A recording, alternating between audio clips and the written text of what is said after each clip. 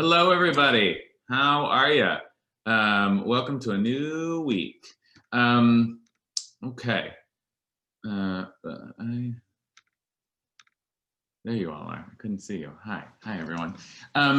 Okay, today we are going to talk about, we're coming across in our tour through the Mishna, we're coming across a very important moment, and it brings us into a kind of both a major category of Jewish law. There's a very serious topic in one way, and there's also something about this that I suspect will be sort of lighthearted and fun, and that is the topic of loopholes. And I feel like we all have some sense that word is relevant when we start thinking about Jewish law. So let me give you an example. You are not allowed to eat bread on Passover, right? You know what's coming. You already know what I'm going to say if I say loopholes in Passover, because you're not allowed to eat bread on Passover, and you're not even allowed to own bread on Passover. You can't have any in your house. No bread, no leaven, no any grain that's been allowed to rise or tampered with in any way. So you have to get rid of it all. And in fact, what do you do if you have a lot of grain and you can't possibly consume it before Passover? What do? You burn it. Yeah, that's right. I was like, not sure, but it's a trick question. You burn it. That's what it says. You take it out of your house and we do that. We have this ritual of taking some symbolic piece of bread out of our house and burning it. But whoever was that popped on and said you sell it knows where we're headed, which is that Joseph Grossman, I think you're keep it muted if you can. That's right. That's the one of the classic loopholes. One of the classic loopholes is that you can sell your chametz, you can sell your bread, and you can sell your whiskey, and you could just have a whole house full of chametz gamur, actual bread, and you can sell it. Sell it to who? You probably this. Non-Jew. To someone who's not Jewish. Because why? Because they don't have that prohibition. They don't have that prohibition. Okay, well that's fine. That's fine. You can sell it to a non-Jew. But what do we do then? And I'm just like, these questions are obvious. Like if you have been through this ritual, and you're smirking because then at the end of Passover, you buy it back. And there's always a little bit of like, oh, I wonder, people are always joking around a little bit like, oh, I wonder if they'll sell it back to me, ha, ha, ha. But the truth is, it's understood. The arrangement is such that your friendly Gentile neighbor is in on it and says, yeah, sure, I'll buy it from you and I'll just sell it back to you at the end. But I guess I could keep it all. Like I'm selling hundreds of dollars worth of whiskey for some pithy amount, and that would be a really good deal, but hopefully they return it. I have to tell you a story actually, which is that they were interviewing this guy in Israel on the news for a kind of like human interest story around Passover. And he was the guy who was responsible for buying a lot of in Israel, it's all formalized. So there's like a rabbinic council that oversees the selling of chametz, because restaurants have to sell all their chametz. And so they're talking to this guy who has for many years been the person who very kindly agrees to participate in this loophole, a Druzy guy, I believe. And they ask him, oh, that's so nice of you. Like, why, how'd you get into this? Why are you doing it? And he's like talking, and he's like, no, it's great. I mean, like, I love, I love Israel. I love Jews. Actually, my mother was Jewish, and, but then Shmer, my father, and we're, Muslim. Everybody's like, ah! Oh God! But yeah. So let me ask you this. This is where I want to start. You heard the logic, which is that you're not allowed to own bread, chametz, on Pesach, but that's just because you're Jewish, and other peoples are certainly allowed to own bread. So you sell it to them and buy it back. What do you think of that? Does that sound like a good solution? And I'm going to leave that question as a good, and I don't know. What do you think of that solution? Does that make sense? You got hundreds of dollars worth of whiskey. Did the rabbis come up with a good solution to this problem? What do you think? Yeah, El. I feel really strongly about this. I think it's cheating. I think it's Rama'ut. And who are we cheating? HaKadosh Baruch Hu, really? And so I think the goal is for us to plan so that we don't have, well, I wouldn't have whiskey, but so that it's a way of embracing the Torah if we plan our yearly cycle so that as we get closer to Pesach, we don't have chametz. And I think that's the goal. I don't like this cheating God. Great. Because it's self-defeating. Al has given us articulated very clearly one position here. I so appreciate it. This is cheating. This is not, and Rama'ut, this is deception. And who are we? I'm just repeating Yael's very, very good and strong question. Who exactly are we trying to cheat here? God? Oh, fooled you. Haha, got my chametz back. So Yael is saying this is, the law has a purpose. It's meant to bring us into a cycle, and we're escaping. We're eliding that purpose.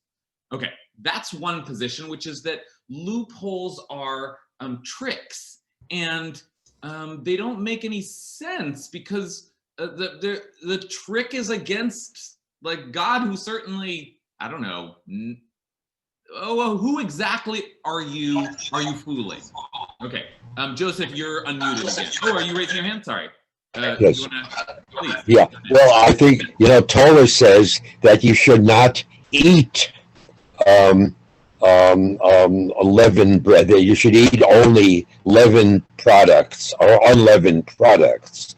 So if you don't own the chametz that's in your house, you're not entitled to eat it, and you are obeying Torah. Okay, great. So that in some respect is the other position here, which is that physically in your house. Joseph, could you mute again for us? Joseph gives us, I think, the other position, which is a kind of a religious justification, which is it says what it says in the Torah, right? The words are there, and I mean, in this case, it doesn't just say don't eat, but don't have in your possession. But okay, it's not in your possession. Let's follow the words of the Torah strictly, and you're not fooling anyone. That's the way it works. The laws of the Torah, nobody's talking to God. All we have is the words. So you follow the words or you don't. That's the game here. That's the commandment. So it's okay and it's justifiable to find a way within the text of the Torah itself to get around it. Okay. All right. So there we have like two positions. Kind of one. The loophole is a kind of an escape from the real meaning and spirit and purpose of the law, and the other that the law is the words of the law, and as long as we technically adhere to the words of the law, we are fulfilling the commandment, and we're not doing anything, I don't know, wrong or deceptive.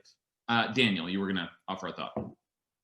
Yeah, I mean, I think this might be a little bit of an aside, but I'm curious, was at any point ever there a general conversation among the rabbis of like categorically any sort of purely bookkeeping type of adherence is not favored? Because I feel like this is something that's probably come up before, where anytime one could adhere to a law through only some kind of bookkeeping cleverness that is not to be allowed. Or, I mean, was this ever treated as a class? Because I feel like this comes up a lot, or this could come up a lot. It does come up a lot. It does come up quite a lot. And, you know, I think, you know, there is the answer sort of on one foot to your question is, of course, there's always a tension, and there are always voices who are suspicious of this attempt to get around the law. And yet, I think it's pretty well established that this sort of legal reasoning is a part of Jewish tradition. There are lots of examples. What about the Eruv, right? Another classic example, right? You can't carry from private property into public property. And so if we set up a string around, I don't know, half of LA and call that all our private, we join together to call this all our backyard, then we don't walk into public property with, you know, carrying something, right? That's like there's an entire tractate of the Talmud dedicated to those laws. So, I mean, that's legitimate, right? Or at least it's been codified as legitimate, right? And yet, and this is part of the answer to your question, what's the famous Jewish joke is like, oh, I don't hold by that Eruv, right? I don't hold. I'll tell you one more joke, and then we'll get into our learning, which is that these two people have been learning together for years and years, studying Talmud together, and one of them says to another, "Oh my gosh, I just have to tell you, like, my son's having a bar mitzvah, and I want you to come. I want to give you an aliyah, and call you to the Torah." And the other one says, "Oh, that's so nice, and I'd love to attend, but I can't go up to the Torah. I'm not Jewish." The first person's like, "Wait, what?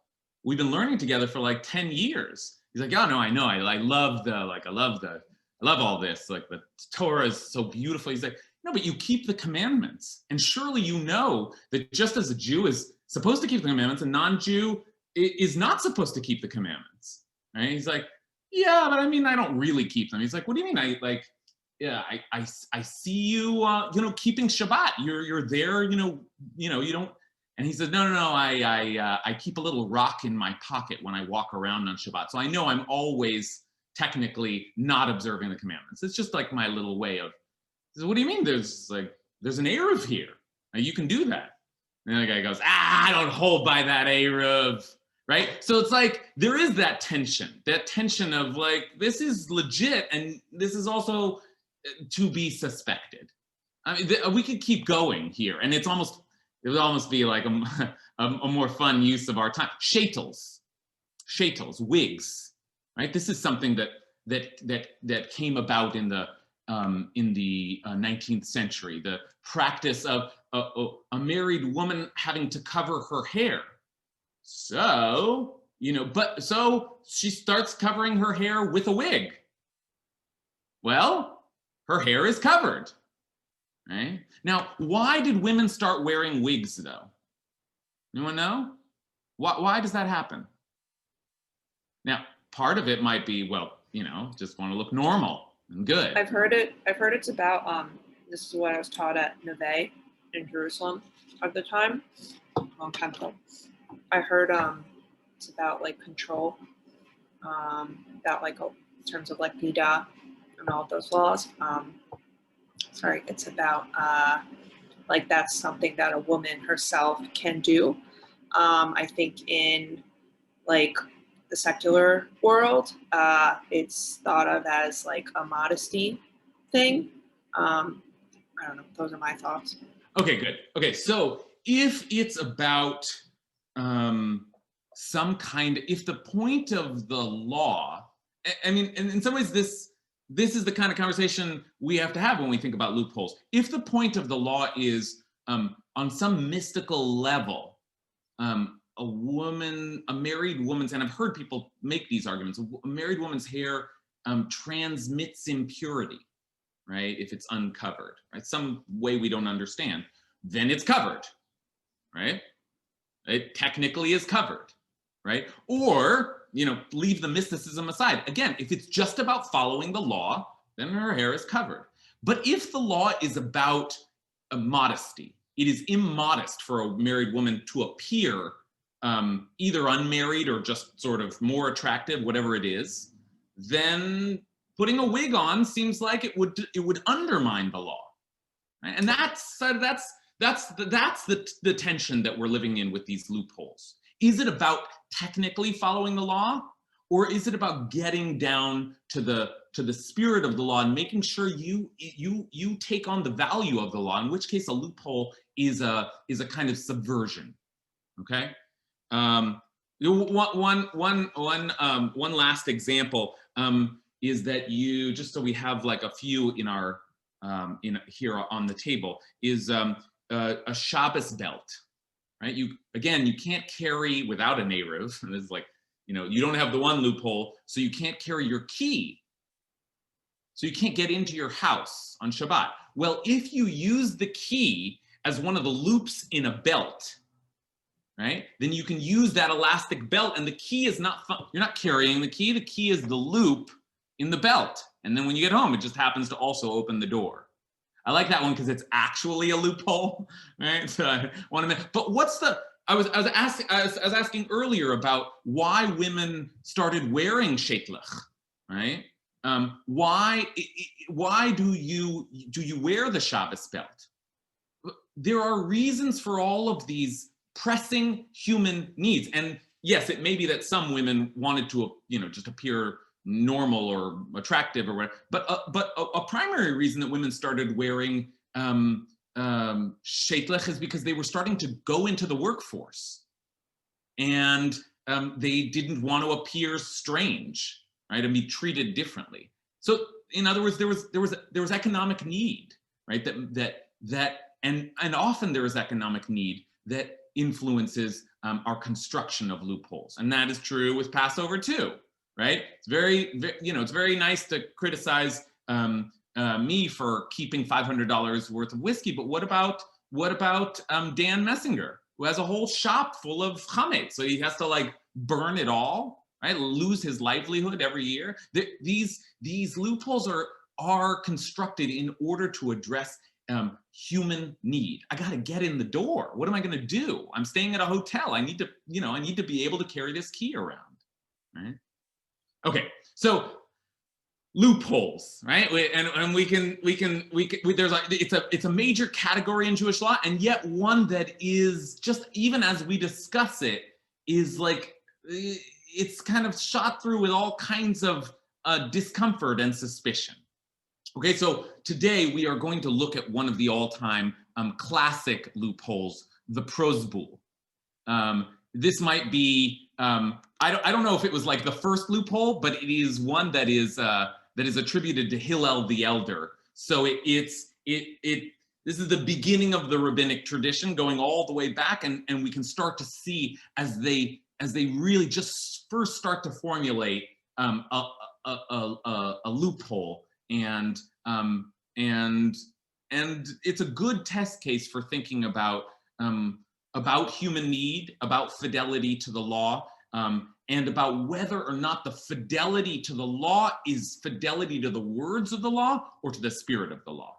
Okay, so here we go. Let's take a look. I'm going to give you a source sheet here, and we are in Masechet Shvi'it, which deals with the laws of the sabbatical year. Last week we talked about the laws of the sabbatical year, meaning that in their agricultural form, which is that you cannot plant or harvest or use the land during the seventh year. Now, as we close out this tractate, the discussion shifts to another key piece of the sabbatical year, which is that all loans are forgiven. Right? There's a remission of debts. Right? You owe me $100. Come the seventh year, that just vanishes. Now, I ask you as we head into this, think about, why would that be? Why do we want a system? Yael asking earlier, what is the cycle that we're being asked to participate in, where every 7 years there are no more. Right? And as you, Joseph, you're unmuted again. Oh, are you raising your hand? Please.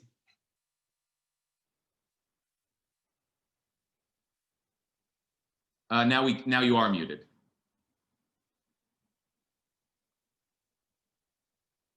Joseph, I'm gonna come back to you, okay? So the all loans are forgiven in the 7th year, right? And so I asked you to think about why do we want a system like that? But before we get there, let's take a look at the statement of the law itself. Okay, so Emma, I'll need screen sharing capabilities.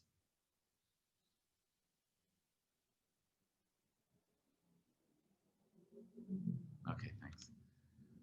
Okay, here we go. So Mishna Shvit, chapter 10. Shvit mishametet et hamilve, bishtar v'shelo bishtar. The sabbatical year cancels a debt, whether in a written document or not. Whether written in a document, whether the debt has actually been written out or not. In any case, if there is a debt, the sabbatical year cancels it. And then, as is classic for rabbinic law, and then we head into the exceptions. Okay, so I don't think we're in the land of loopholes yet, but I'll leave that question open. Here's an exception: a debt to a shop is not canceled. But if it had been converted into the form of a loan, then it is canceled.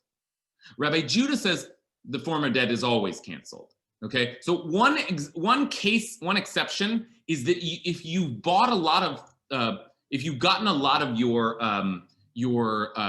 needs from the local market, your food from the local market on a promissory that you would pay back, that's not canceled in the sabbatical year. A wage debt to a worker is not canceled. But if it had been converted into a loan, it is canceled, okay? If you owe someone money for work they have done, that is also not canceled, okay? So why not? Why would a debt to a store or a debt to a worker not be canceled if we're saying that all loans are canceled? Are we heading into a loophole here? Are we coming up with a strange exception? Why is it so? Yeah, Ken. This is looking at sort of the bigger public policy. You don't want to, by canceling a debt to a shopkeeper, you could put a shopkeeper out of business. And so we have this communal interest in keeping the economy going. And so we make an exception. It's very similar to sort of bankruptcy law in the current era. There's certain debts that are dischargeable in bankruptcy and certain debts that are not. Most, student loans, for example, are not. But if you owe, big money to on a loan, on a credit card, they are. Okay. One way of reading this is that we're already in the realm of loopholes.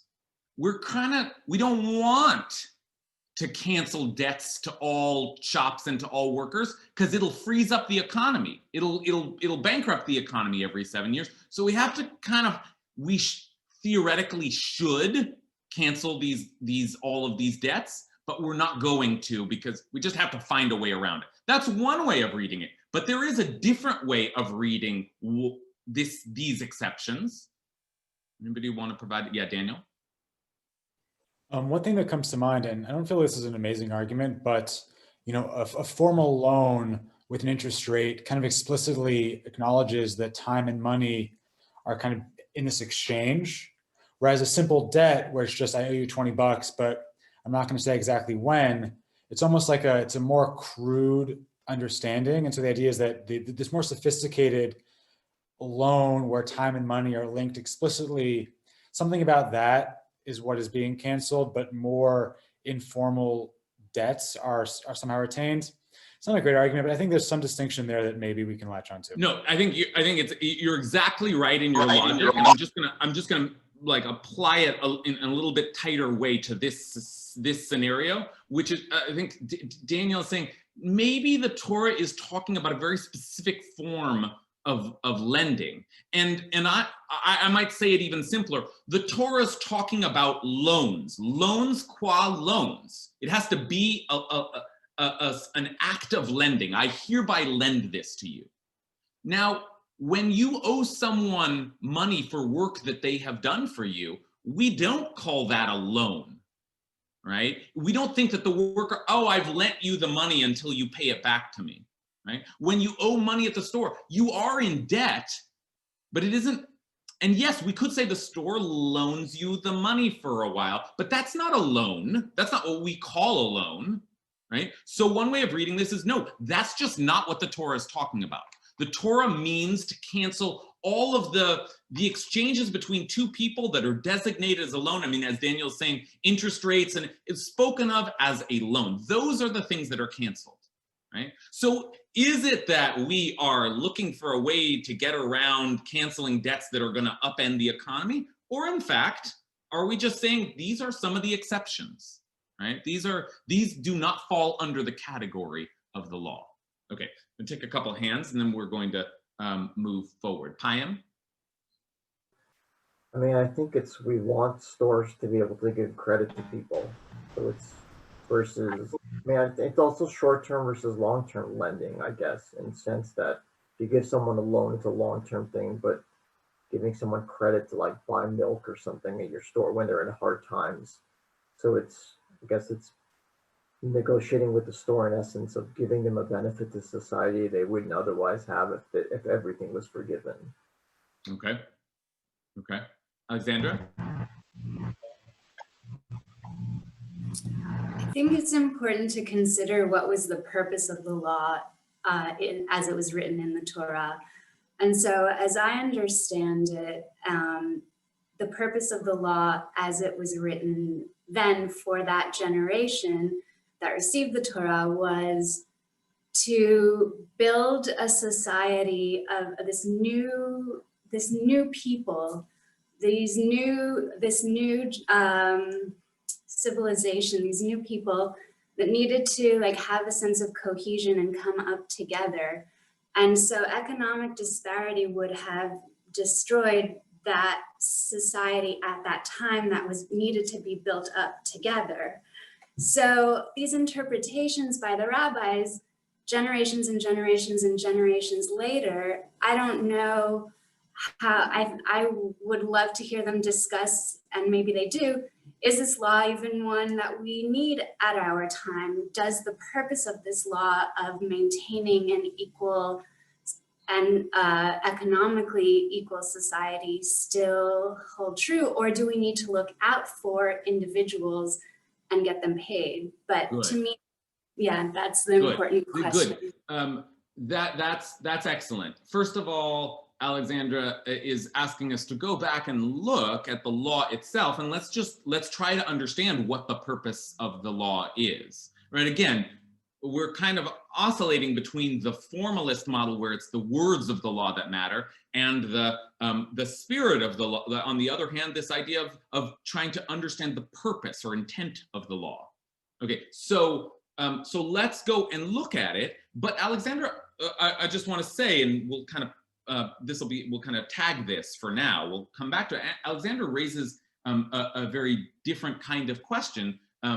We might ask, are we adhering to the true spirit of the law? That's one question we might ask. But on the other hand, we might ask, does the true spirit of the law still apply? Is this law still useful to us? And that is religiously a kind of a daring thing to say. Maybe the laws of the Torah serve a certain purpose, and then they at a certain point they have used their purpose. They are no longer relevant. And don't we deal with this with biblical laws all the time? Might the reason that we look for loopholes be that we don't really think this law itself will be helpful to us, but we can't say we're just not going to keep it. Right? Isn't that what loopholes are about? All right, so let's do what Alexandra is recommending, and go back and take a look at the text of the Torah itself. Before we do, I want to give you one other exception to the remission of debts, and this one will prove critical for what we're coming to, which is the prose bowl, and that is debts that are penalties that are issued by the court, like fines and monetary, it's like civil suits. So penalties for rape, for seduction, for defamation, and all other acts of the court are not remitted. Okay. Now, I could ask you to think, why not? Why doesn't that apply? But again, we started to discuss, well, is that really a loan? Have you loaned the court the money that you now have to pay back? No, you owe it, it's a debt, but it's not a loan. Okay. And then critically, this will become important, one who loans and takes a pledge, and one who, this is what the prose bowl will be based on, one who hands over his debt documents to a court, these debts are not remitted. Okay, now that was just a major move. All of a sudden now, you can owe money, or sorry, you can be owed money. You have a document saying that someone owes you money, and it will vanish in the 7th year. But now, somehow, if the court takes that debt from you, then it's not canceled. Now, why would that be? Well, the justification for it is found in the text of the law itself. So now let's look at the law, asking Alexandra's question, which is what is the law meant to do? What is the purpose of the law? But also asking, how did they get this exception that any loan held by the court is not remitted? So let's take a look. We're just going to do some careful reading here and see what we think the law itself is saying. Every 7th year, you shall practice the remission of debts. This translation already makes things too murky because it doesn't say the remission of debts. It just says shmita, remission. V'zed davar shmita, and this is the remission. Every creditor shall remit the due that he claims from his fellow. Kol bal maaseh yado asher yaseh b're'ehu. He shall not collect from his fellow or kinsman, for the remission proclaimed is of the eternal. Lo yigosh et re'ehu ve'et achiv ki kara shmita l'Hashem. You may collect from the foreigner, right? This only applies amongst the citizens of the state. May collect from the foreigner, but you must remit whatever is due you from your kinsman. There shall be no needy among you, since the eternal your God will bless you in the land the eternal your God is giving you as a hereditary portion. Right? Think about Alexandra's question. What's the purpose of this? What's the purpose of this? If only you heed the eternal your God and take care to keep all this commandment that I command you this day, for the eternal your God will bless you as God has promised. You will extend loans to many nations, but require none yourself. You will dominate many nations, but they will not dominate you. Okay. First of all, what do we hear? What is the purpose of this? Joseph, what do you? It's to protect the poor and the needy, and to prevent the accumulation of wealth among a few.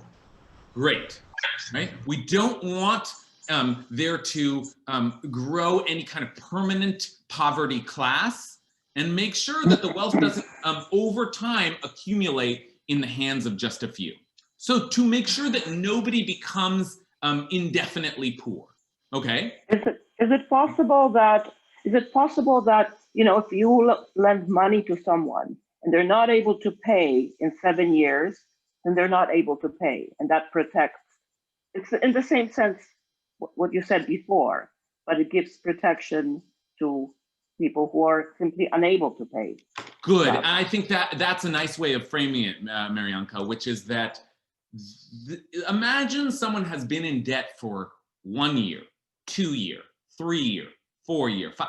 At a certain point, it becomes clear this person cannot get out of debt. So there is a system eventually to release people from debt. right? And that's why it comes every 7 years, because we are trying to make sure that we know that there are people who get stuck in debt and cannot pull themselves out. And this is a release mechanism. Lee? Sorry. So wouldn't this just incentivize loan makers to limit their terms to 6 years and 355 days? Okay. Okay, so that's the problem. Maybe I'm nitpicking, but I'm curious. Okay, now we're getting into the problem, which is once this is the law, what is going to happen?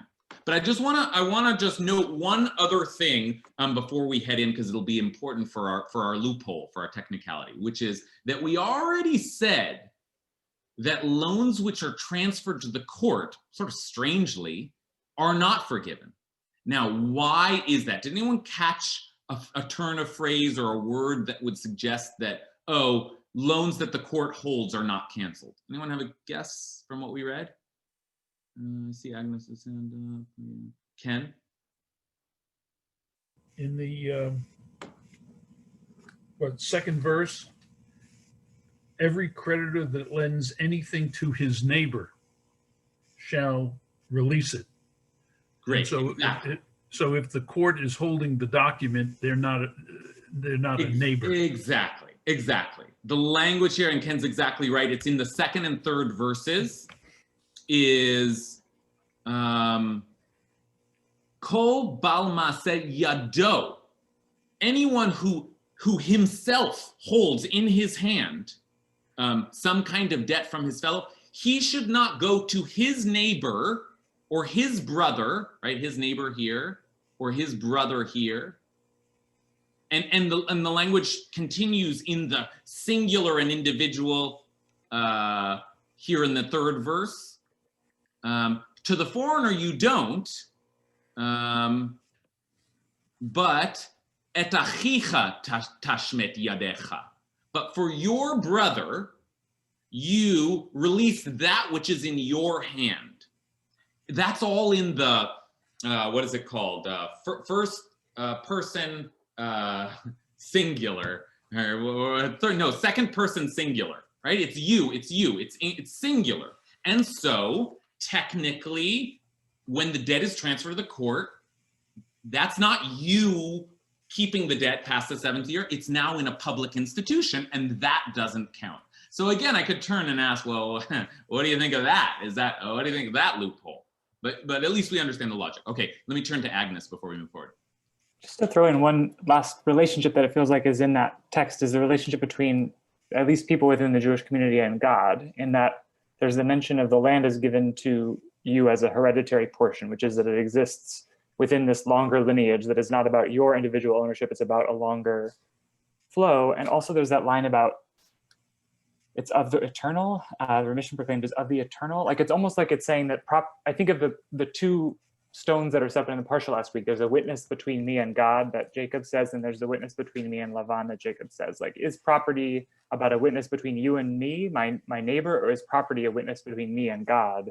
In which case, my loans to my neighbor are transient and don't actually matter.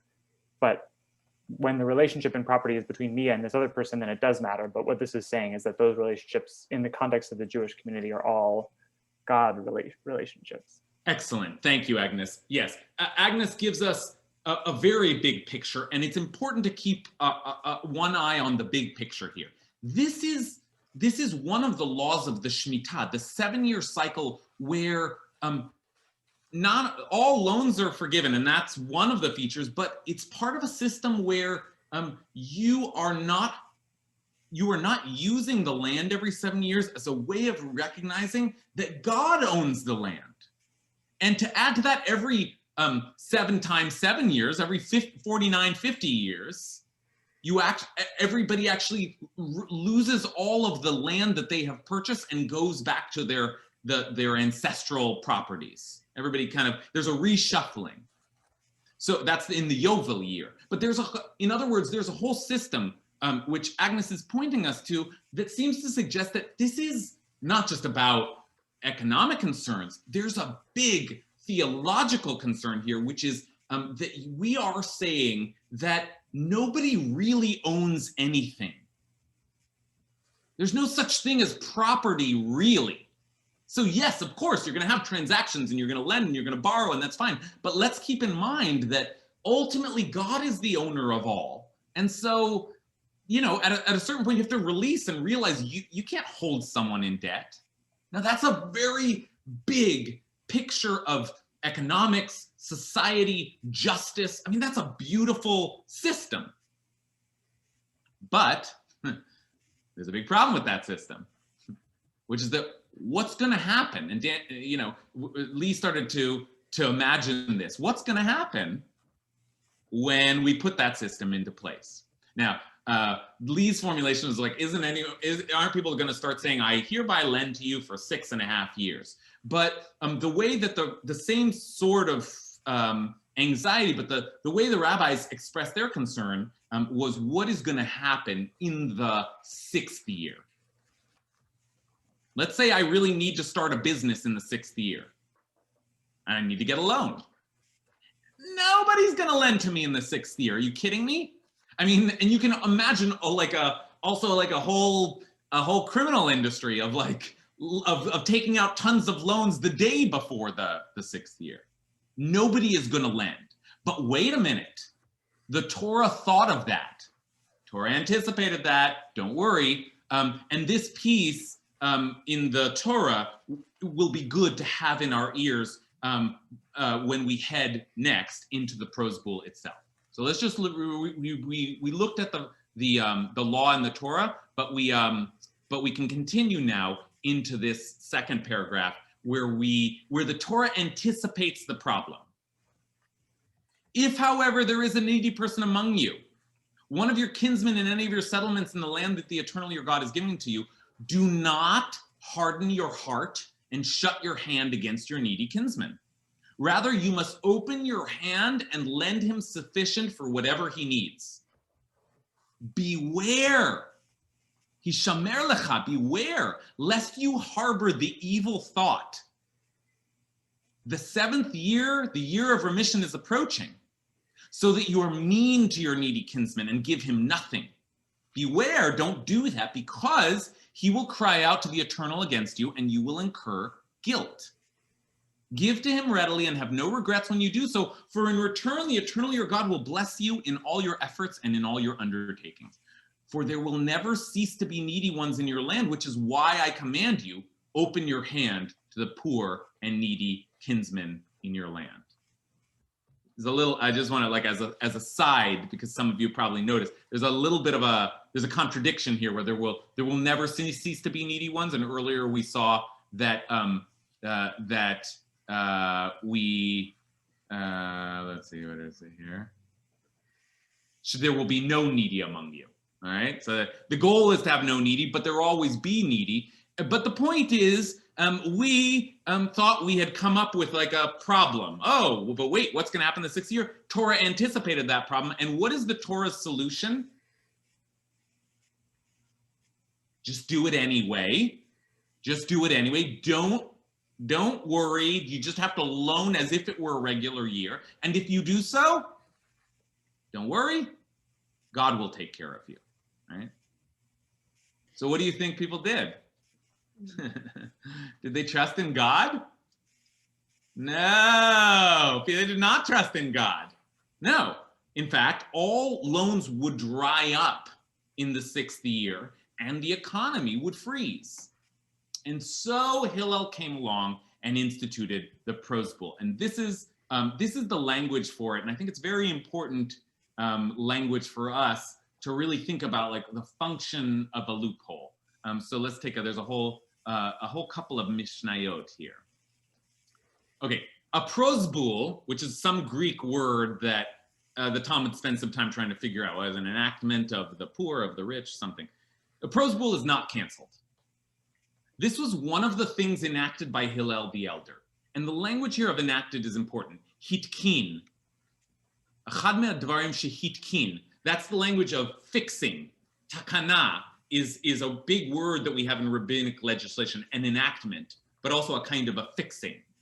Hillel the Elder enacted, and this is one of the things. So this is rabbinic legislation. In other words, they came up with this.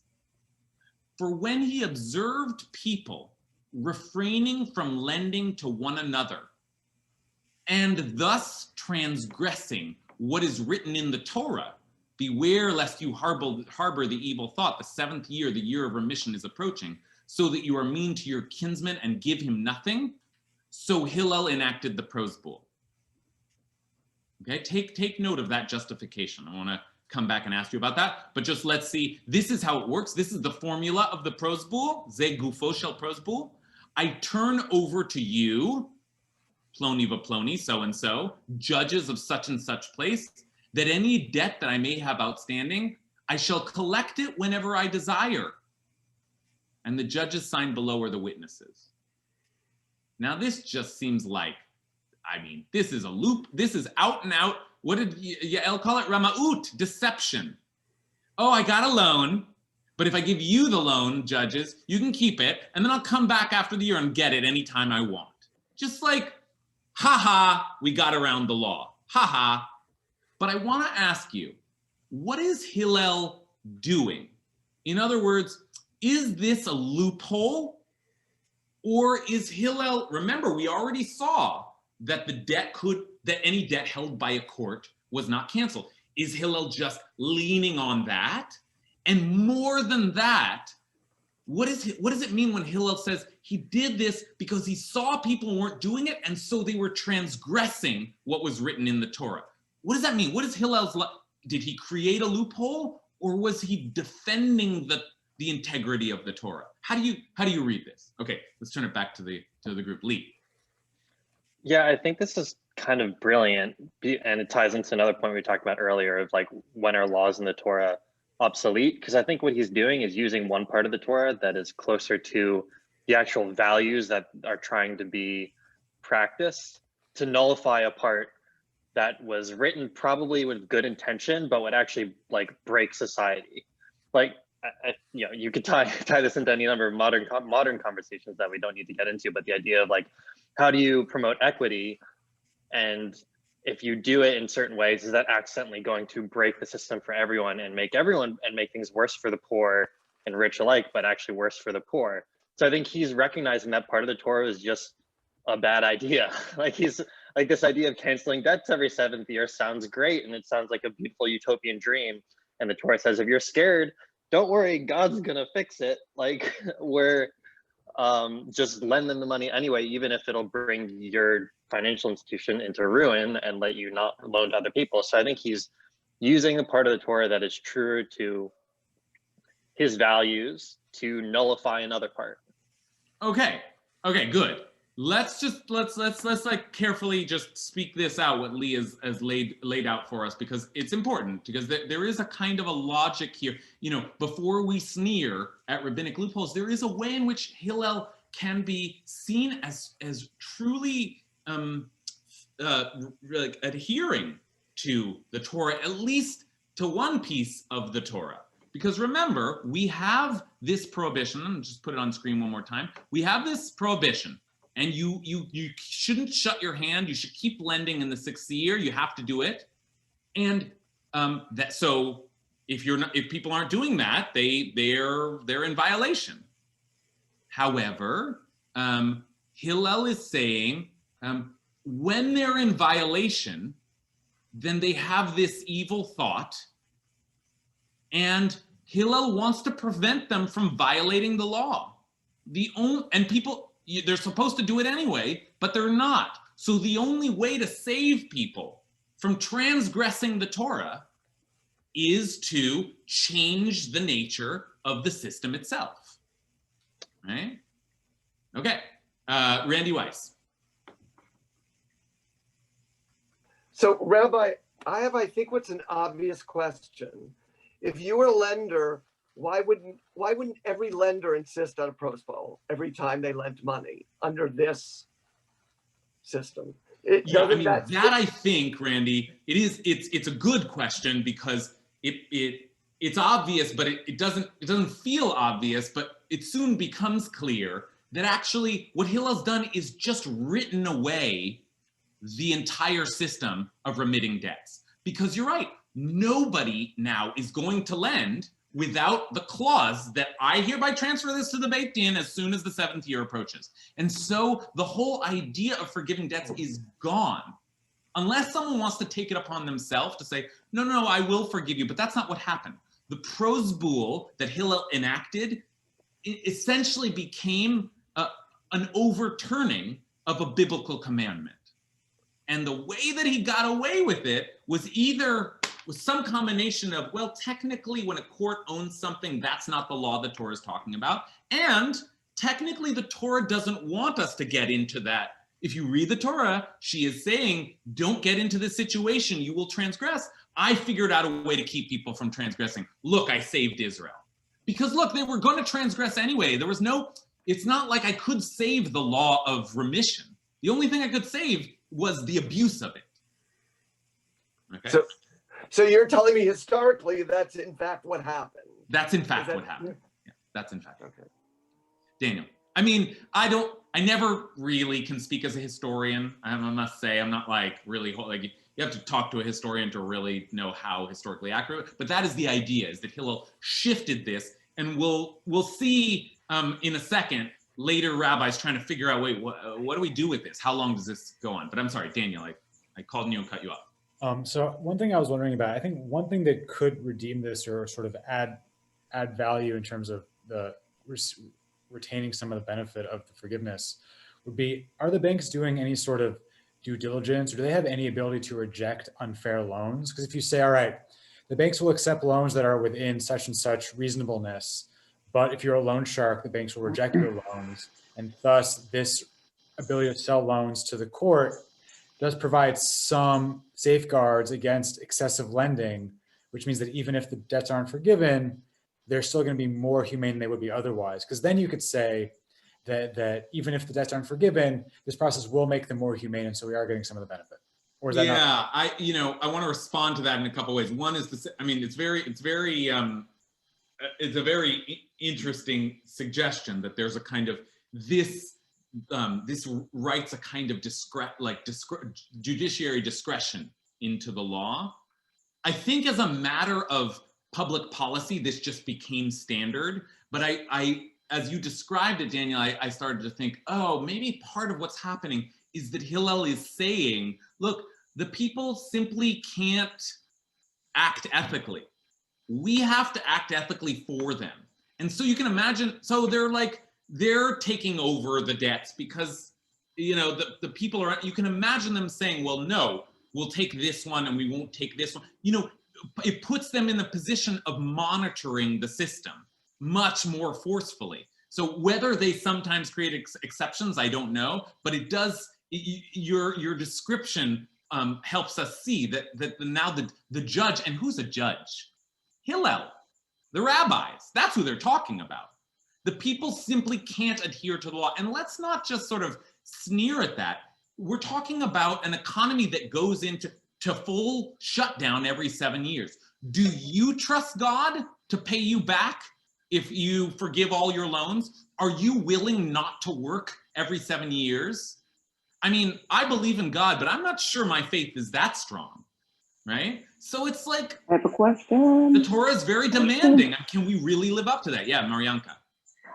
My question is, what changes in the character of the loan, if it does, when it moves from an agreement between two individuals to when it moves to the court? Like, does it change the character of the loan? Yeah, right. Nothing changes about the... Doesn't it become more sort of, instead of two individuals, it becomes sort of a more social, it's open to society loan.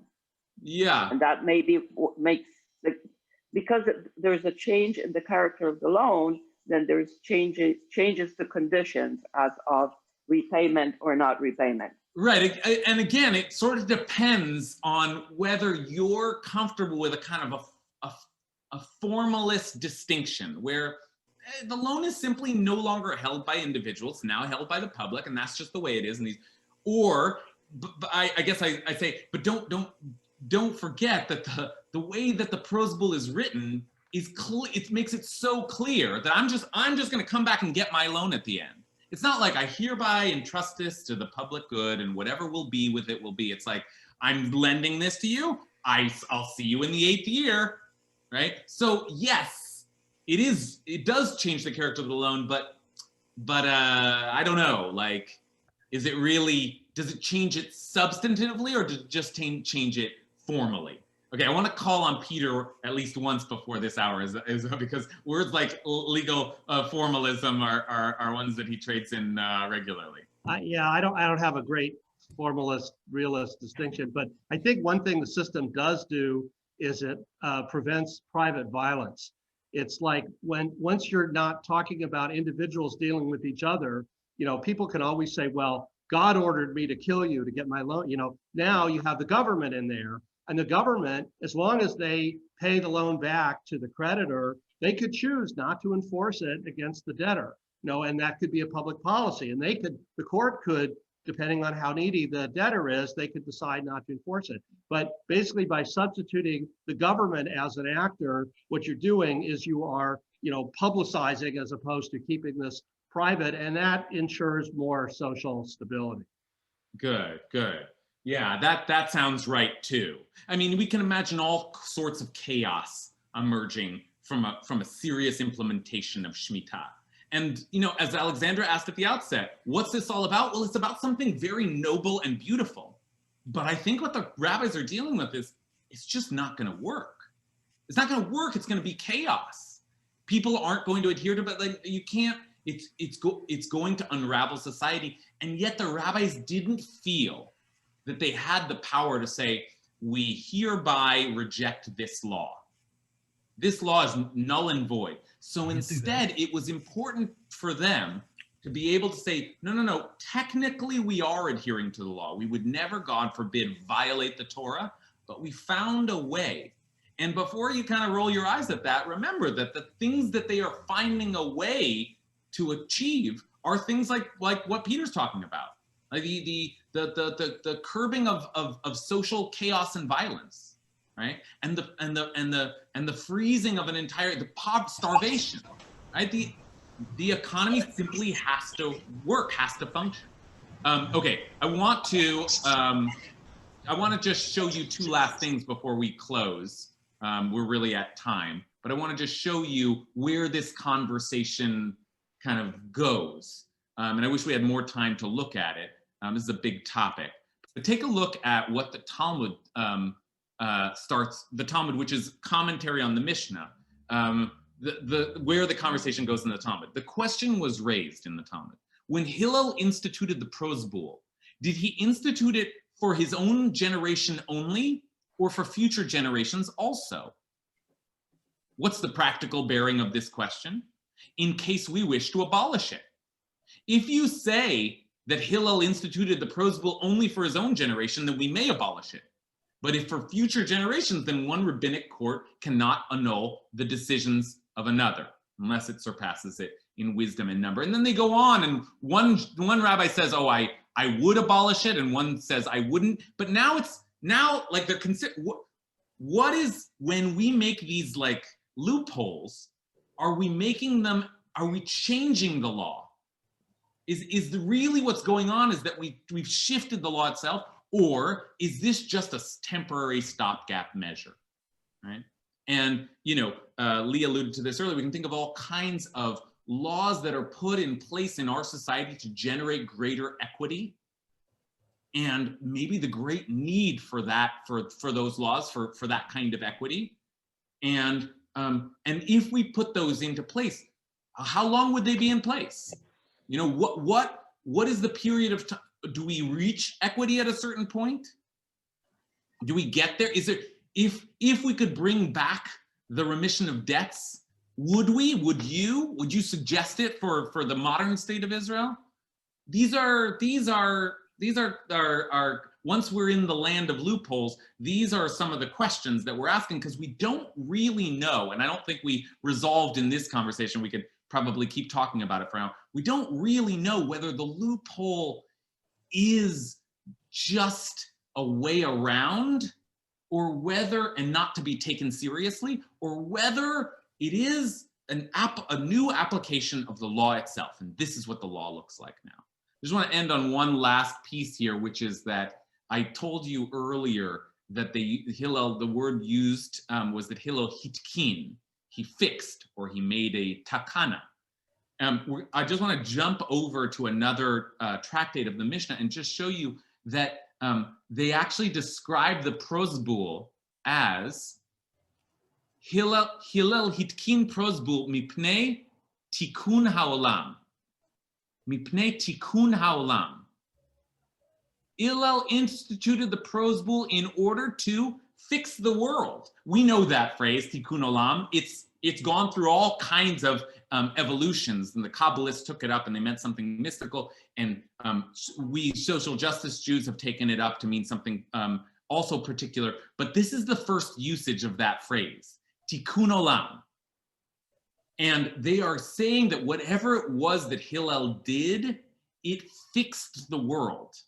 So think about that. Think about the bigness of that phrase, right? And whatever you think of Hillel's kind of sneaky moves, on some level, whatever he did in that time was seen as stepping in and fixing something that otherwise would have undone the world that they knew. And that's, that's important stuff. That's not just a belt for my, a loop for my Shabbos belt. That's the stability of society itself. Okay, so little introduction to loopholes. There's obviously so much more to be discussed here, but we'll leave it there for today. I will see you later in the week, I hope. Nice learning with you all today.